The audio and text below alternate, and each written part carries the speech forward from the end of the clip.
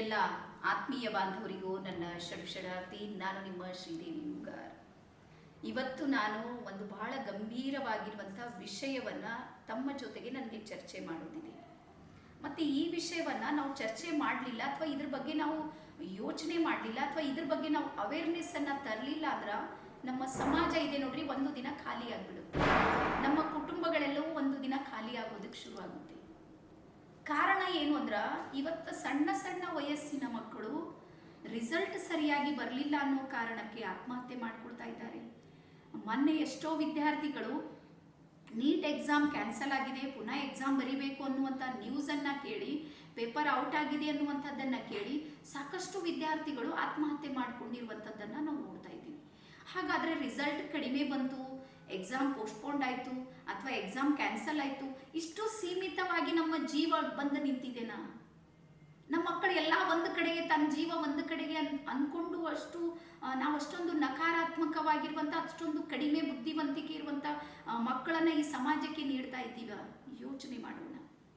ಒಂದು ಕಡೆಗೆ ಈ ಎಕ್ಸಾಮ್ಗಳ ಒಂದು ಮಾನಸಿಕ ಸ್ಥಿತಿ, ಒಂದು ಪರೀಕ್ಷೆನೇ ಎಲ್ಲ ಅನ್ನುವಂಥದ್ದನ್ನು ನಾವು ನಮ್ಮ ಮಕ್ಕಳ ಮೈಂಡಲ್ಲಿ ಎಲ್ಲೋ ಒಂದು ಕಡೆ ಸೇವ್ ಮಾಡಿ, ರಿಸಲ್ಟೇ ಎಲ್ಲ, ನನ್ನ ಮಾನ ಮರ್ಯಾದೆ ಎಲ್ಲ ನನ್ನ ಮಕ್ಕಳ ರಿಸಲ್ಟ್ ಮೇಲೆ ನಿಂತಿದೆ. ಹಾಗಾದ್ರೂ ನನ್ನ ಮರ್ಯಾದೆ ನನ್ನ ಮಕ್ಕಳ ರಿಸಲ್ಟ್ ಮೇಲೆ ಹೆಂಗೆ ಸಂಬಂಧ ಪಡುತ್ತೆ?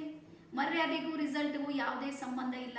ರೀಸನ್ ಏನು ಅಂದ್ರೆ, ಲೆಫ್ಟ್ ಬ್ರೈನು ಮತ್ತು ರೈಟ್ ಬ್ರೈನ್ ಇರುತ್ತೆ ನೋಡ್ರಿ, ಅವು ಯಾವ ಭಾಗದಲ್ಲಿ ಆಕ್ಟಿವೇಟ್ ಆಗಿರುತ್ತೆ ಆ ರಿಸಲ್ಟ್ ನಮ್ಮ ಮಗು ನಂಗೆ ತಂದು ಕೊಡುತ್ತೆ. 100ಕ್ಕೆ 100 ಬರಲಿ ಅಂತೇಳಿ ಯೋಚನೆ ಮಾಡಿದ್ರೆ ಅದು ಅಸಾಧ್ಯವಾದ ಮಾತು. ಹಾಗಾದರೆ ನನ್ನ ವಿಡಿಯೋವನ್ನು ನೋಡುವಂಥ ಪಾಲಕರು ನಾವೆಲ್ಲರೂ 100ಕ್ಕೆ 100 ಮಾಡಿದ್ದೀವಿ ನಮ್ಮ ಕಾಲಕ್ಕೆ? ಇಲ್ಲ.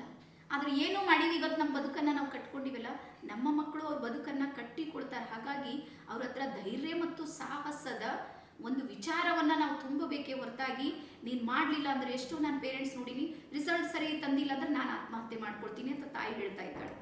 ತಾಯಿ ಸಾಯೋಕ್ಕಿಂತ ನಾನೇ ಸಾಯ್ಬೇಕಂತ ಮಗು ಸತ್ತು ಹೋಗ್ತಾ ಇದ್ದೀನಿ.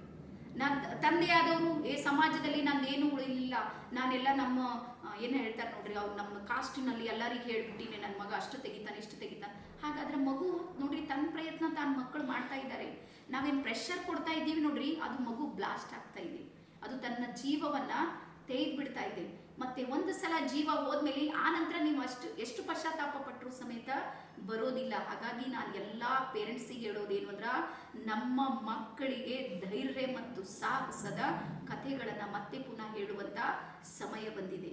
ಸೋತವರೆಲ್ಲಾನು ಸಾಯ್ಬೇಕಂತ ಎಲ್ಲೆಲ್ಲೂ ಬರ್ದಿಲ್ಲ.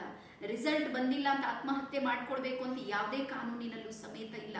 ಎಕ್ಸಾಮ್ ಪೋಸ್ಟ್ಪೋಂಡ್ ಆಗಿದೆ ಅನ್ನೋ ಕಾರಣಕ್ಕೆ ತನ್ನನ್ನು ತಾನು ಜಗತ್ತಿನಲ್ಲಿ ಇರಲೇಬಾರ್ದು ಅಂತ ಡಿಸೈಡ್ ಮಾಡೋದಿದೆ ನೋಡ್ರಿ, ಅದೇ ಫೈನಲ್ ಅಲ್ಲ.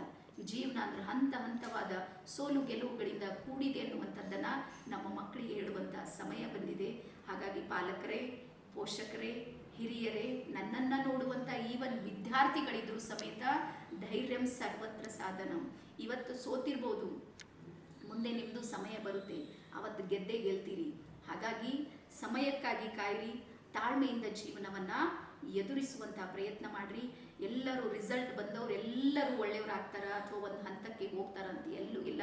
ಎಷ್ಟೋ ಸಲ ರ್ಯಾಂಕ್ ಸ್ಟೂಡೆಂಟ್ ಇದ್ದವರು, ಸಣ್ಣ ಪುಟ್ಟ ಟೀಚರು, ಕಂಡಕ್ಟರು ಡ್ಯೂಟಿ ಮಾಡ್ತಾ ಇದ್ದಾರೆ, ಫೇಲ್ ಆಗಿ ಮತ್ತೆ ಎದ್ದು ಇವತ್ತು PhD ಮಾಡಿ ಯೂನಿವರ್ಸಿಟಿನಲ್ಲಿ ಲೆಕ್ಚರರ್ಸ್ ಇದ್ದಾರೆ.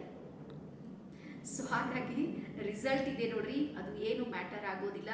ಧೈರ್ಯದಿಂದ ಮುಂದುವರಿಯಿರಿ ಅಂತ ಹೇಳ್ತಾ ಎಲ್ಲರಿಗೂ ಶುಭ